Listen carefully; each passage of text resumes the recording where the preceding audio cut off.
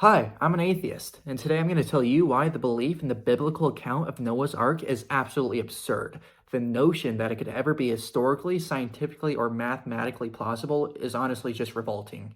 So let's start off with point number one, the sheer size of Noah's Ark.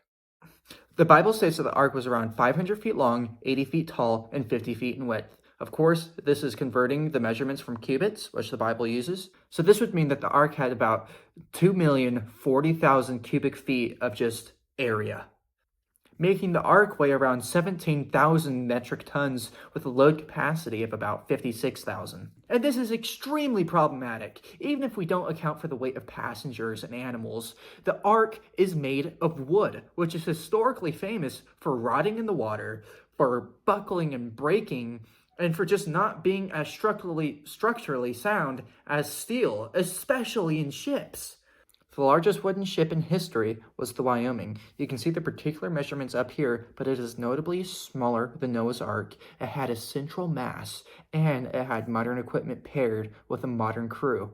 And guess what? It was notorious for buckling, for flooding on the lower decks, and it eventually sunk in moderate to severe weather conditions. Now let's compare that to the Ark, which had a crew of 8 centenarians, no modern equipment, and was expected to survive 40 days and nights of torrential rainfall, with waves as big as hills hitting it constantly, along with the animals that would have been moving, swaying with the waves, changing where the central mass of the ship is. The notion that this thing could survive as long as it hypothetically did is just really silly. Part 2, Mass Extinction. The Bible states that 7 pairs of each kind of clean animal and 1 pair of each kind of unclean animal should have been brought upon the ark. But what does the Bible mean by a kind? Well, a kind is basically a family. And if you're unclear on what that means, we can refer to the 9-level classification system for a species. It should be the 3rd level, I believe, and there's 2 below it that gets you to the specific species. So for an unclean animal, this would mean that out of the 3 living relatives of the Elephante family, we would take 1 elephant. Okay, so you have your kinds and you have your families. Why is this problematic? Well, there's 2 reasons I want to talk about. Number 1 is there wouldn't have been enough time for evolutionary distinctions to occur in species, or at least to the extent that you're able to have distinct species. Number 2, not every clean animal has 7 kinds, 7 members of its family. Take the Giraffidae family, for example, which only has 2.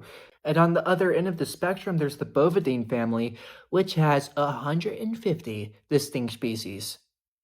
So we're just killing 143 of them. That's great, God, thanks. All right, fine. Let's appease the literalist interpreters here and say that the ark didn't violently shatter in the ocean, and that the logical dilemma I presented is explained somehow in a fair way.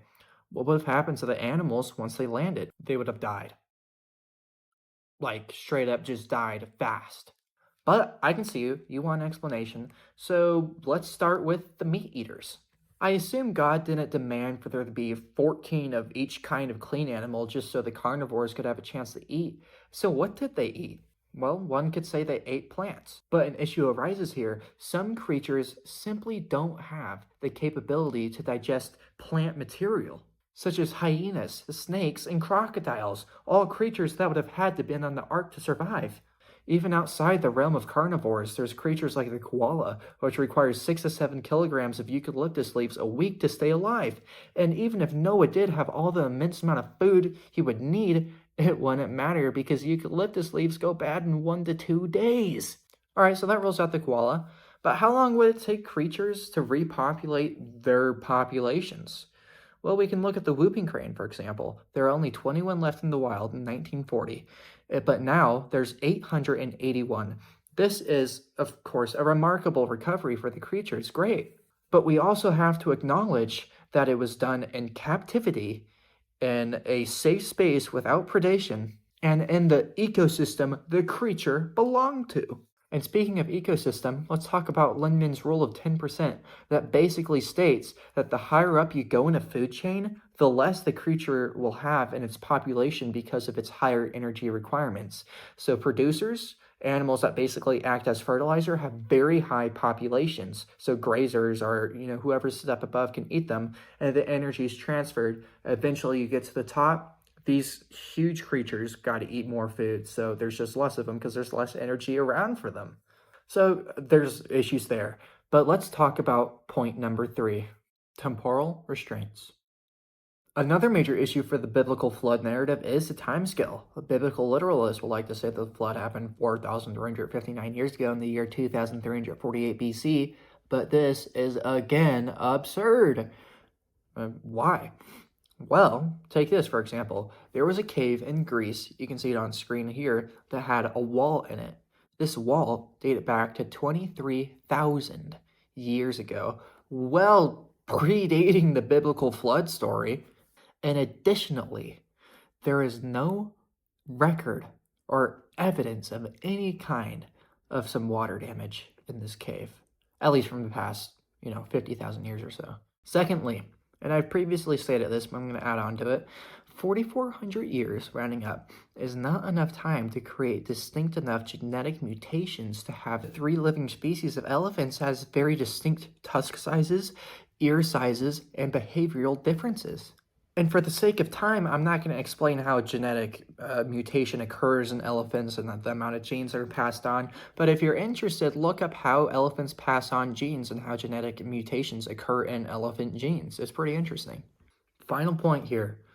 There's just not enough time for these creatures to spread across the globe. According to modern interpretation, the pre-flood world is now what we consider to be Pangea, and the flood itself is what broke up the continents into the formation we see today. And, that explains the theory that South America used to be part of Africa, which at the time was very harmful to the Christian church. But we're not here to talk about geological secularism.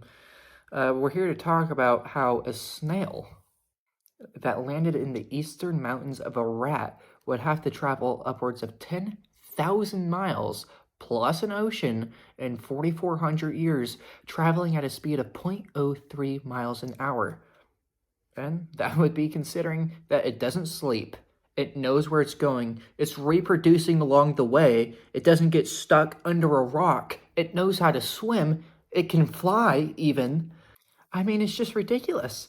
And I didn't say this earlier, but this would be if the snail was traveling to California. But the thing is, snails exist across the globe, and they're considered unclean, so there'd only be 2 coming off the ark. So how in the hell did snails travel across the globe in 4,400 years? All right, so that's pretty much it. I'd like to clarify that I am not in any way attacking religious beliefs. I have respect for beliefs. It's just when you deny science and religion, it could be dangerous. I also am not going as far as to say that all Christians believe in the flood narrative. I know for a fact that's not true, but there are a good portion that do. So this video is for them. This was more of a rant style video. If you like it, let me know. If you don't, tell me. And that's pretty much it. I'll see you guys next time.